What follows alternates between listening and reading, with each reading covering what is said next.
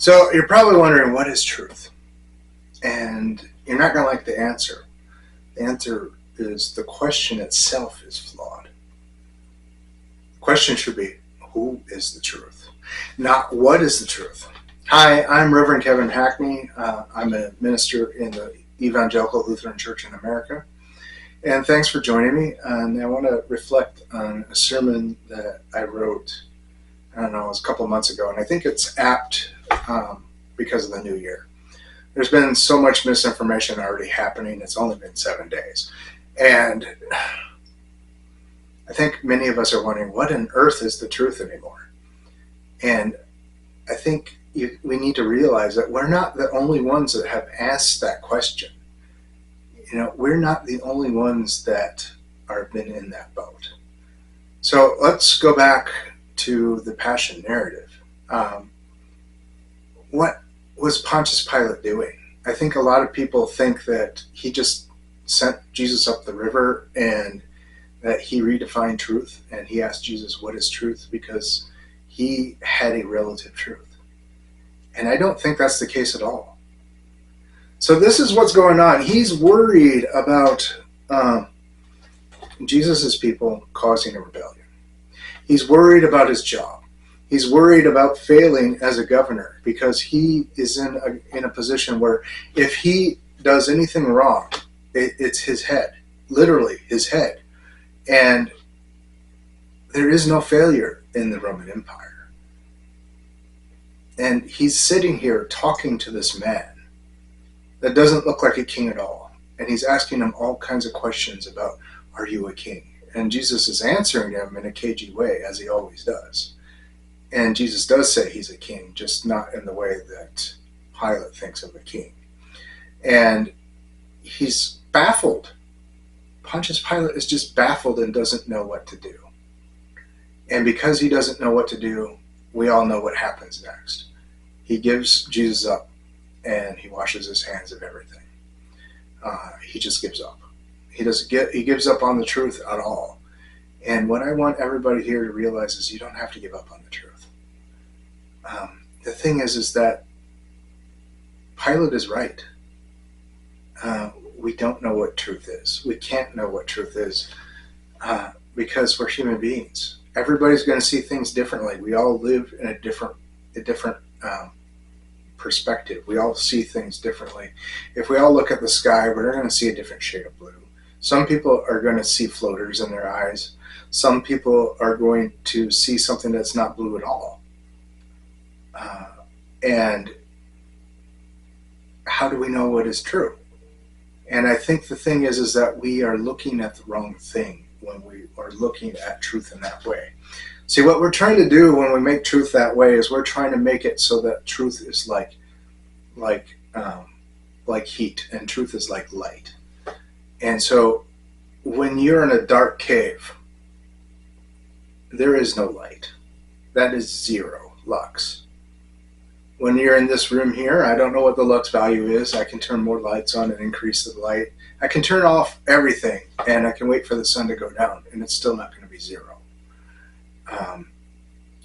You know, when I think it's cold, I go into my freezer. That's not zero heat in my freezer. There is a zero. We have defined one, but we don't know what the maximum of these things are. There is so much on the scale. And so from our perspective, when we think of truth like this, there are levels of truth. There is a false when we do this. There is a complete and utter false. So there's this level of truth, and this level of truth, and this level of truth. And what I think when we're asking this question, we're asking, what is the ultimate truth? And we're asking the wrong question when we do that. Because we can have a personal truth and we can have a communal truth. But the only way that we know the absolute truth is through relationship with the divine. And it's embodied in Jesus Christ himself. And the truth is, when we look at our social media today and we look at our news today, and we really have our minds boggled, don't we, when we are trying to figure out what the truth is.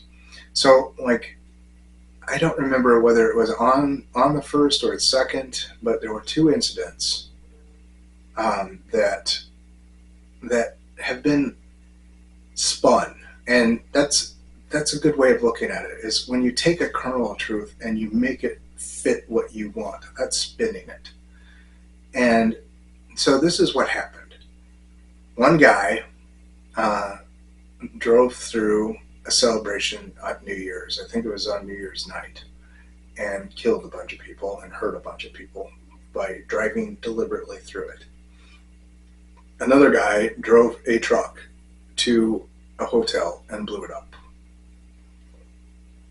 And he blew it up with himself inside.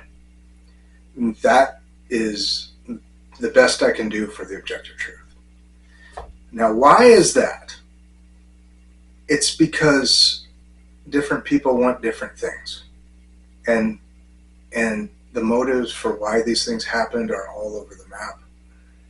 And both people involved, they both have foreign sounding names. And they were both American citizens. And so there's a ton of people that want you to think that it's illegal immigrants doing this, but it wasn't. One guy blew up a Cybertruck at a Trump hotel. And so a bunch of people want you to think that this was not a Trump supporter. That doesn't seem to be the case. And they want you to think that there was a symbolism there. And that also doesn't seem to be the case. There's so much that we don't know. We don't even know if these two things are related. And I do think they are related because of our weird social media, but not because they coordinated in any way, shape, or form. And so we're asking ourselves, what is the truth? And we got it all backwards if we're thinking that way.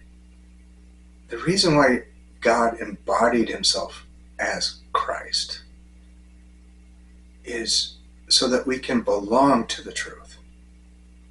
I think a lot of people miss that. They think that all there is you believe in Christ and you go to heaven and there's nothing else. That's not all there is.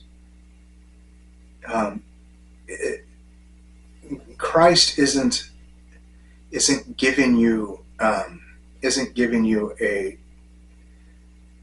a way to go to heaven and escape everything here on earth. What Christ is showing you is that you can make heaven here on earth. That heaven can be here right now. That you don't have to wait until you die. He's also offering you heaven. But he's telling you can do it right now. And the way to do it is by being kind. That is the truth that he's embodying. You know, it just makes me sad when so many churches are not talking about the Sermon on the Mount anymore. You know, do unto others as you would have done unto you. Without the golden rule. Jesus said it. He's not the only one. He put it in there for a reason. This is what he's embodying. He's showing us that, like in the Gospel of Matthew, if you do unto others, you do unto the least of the people, you do unto him. It's a relationship with him and others and God. And you do this by being kind. So why do you do it? Because it's right. And how do you know it's right? Because it's kind. So there is how you find the truth. Is it kind? And I'm going to be honest, a lot of times it's going to be partially kind. It's not going to be completely kind. So it can be more true. But, you know, when you're weighing decisions like that, kindness doesn't care if there is any hope of anything happening after this. Kindness doesn't care if there's a reward. Kindness does not care if there's anybody to see you do it. You do it without any of these things, especially without reward. And we are doing it because this is what God is calling us to do. God is calling us to participate in the truth, to become the truth, to become kind, to become compassionate, to show empathy for one another. Because when you do this, you are not just looking at who is the truth, but you are becoming the truth yourself. You are being part of God and the divine, and you're being part of the call. And I think so many people want to sit on the sidelines and wash their hands of it, just like Pilate did. And if you're one of them, I can understand why. It is completely understandable, but it's also not the truth and not what we are called to do, because we are called to be kind.